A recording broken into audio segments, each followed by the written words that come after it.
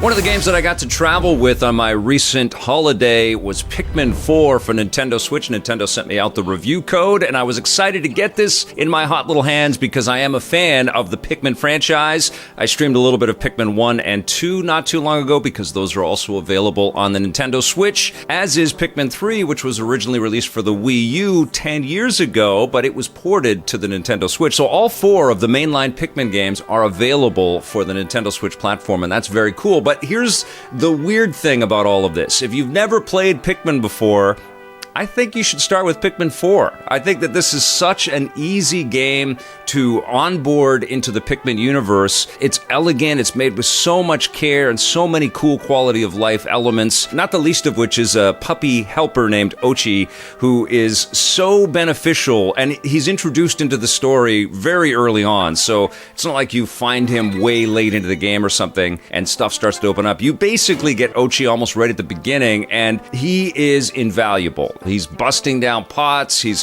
helping you swim across some water, he carries all the Pikmin on his back, he can chomp at plants and at bad guys and stuff. Ochi rocks, and it changes the action dynamic in Pikmin quite a bit, because at its core, Pikmin has always been about all of these different plant-like characters that you can throw into battle and you can get them to carry stuff for you, and you're basically trying to find hidden characters, because Captain Olimar, which was the astronaut you played as in the original Pikmin games, has a propensity to crash land on planets, and so do the people that go to rescue Olimar. They also crash land, and these are hapless astronauts, and you're constantly rescuing people. And so the Pikmin that you find that come under your employ, they're not really your employees, they're there to help you. They're kind, as the game kind of reinforces as you're playing your way through it, and they want to help you. And so you use the Pikmin to help you find all of these different crash-landed rescue officers. There are also castaways and students, and they're scattered all across these garden-like environments, which now also have these underground areas, and you can also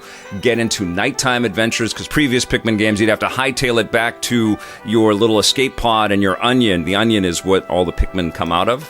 There are lots of cool little terms in here. But you'd have to scream back to the escape pod before night would fall, because all kinds of creepy crawlies would get out there and they'd kill you and kill your Pikmin. Well, now you can actually go out at night. You have nighttime missions and you can find these glow Pikmin, and you're trying to save these, almost like these ant hills that have this special sap, which can help with some of the objectives that you have to accomplish in this game.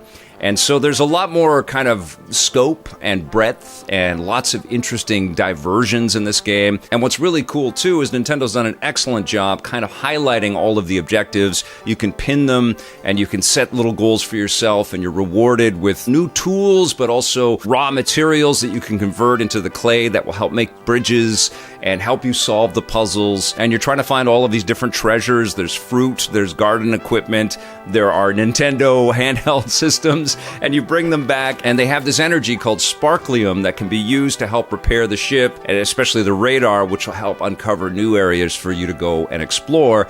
And the thing that I really kind of picked up on playing Pikmin 4, and I'm sure I've thought of this before with Pikmin games, is that there's a Metroidvania kind of quality to this experience where you're constantly getting new tools and equipment. There's this lab, and you uncover this lab when you find the rescue officer, who's kind of the scientist who's concocting all of these cool gadgets for you, this cool equipment and things like bombs and stuff that you can drop, or ice bombs that can freeze water.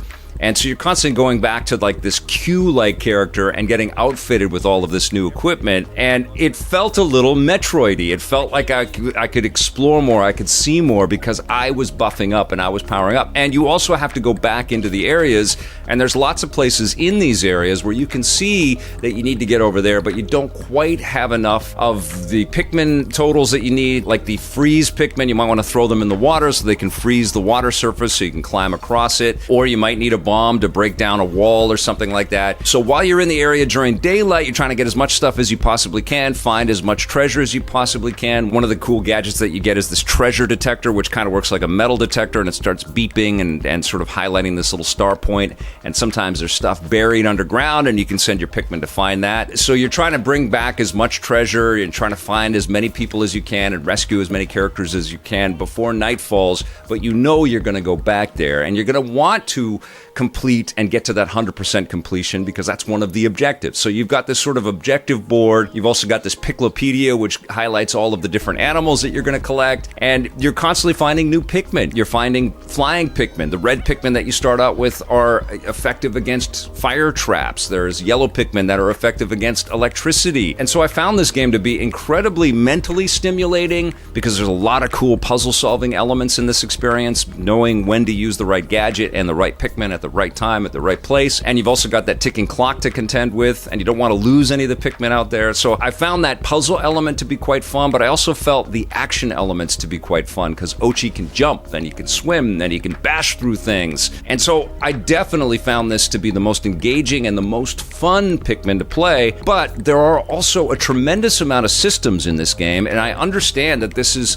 a bit of an overwhelming ask for some players out there. Nintendo's got a demo of Pikmin 4 that you can download for free on your Nintendo Switch, so you can check it out and see if it's for you. But the thing that I definitely want to underscore about this game is that the more time you give it, and the more attention you give it. I mean, this was something that I found a little bit difficult to play while my family was around, because you have to think, you have to really focus on what your objectives are, and so you can't have outside interference. You kind of have to zone in on it. It looks absolutely beautiful in portable mode, by the way. I know I'm jumping all over the place, and it's gorgeous on the big screen as well. Nintendo used the Unreal Engine for this iteration of Pikmin, and it's just gorgeous on screen. Everything looks like you're cruising around inside of this toy world. You can see the outer world kind of depth of field, kind of soft focus in the background. And there's so many familiar little touches, like these little tiny aliens have crash landed on this Earth-like environment. And it's really inviting, but you have to focus.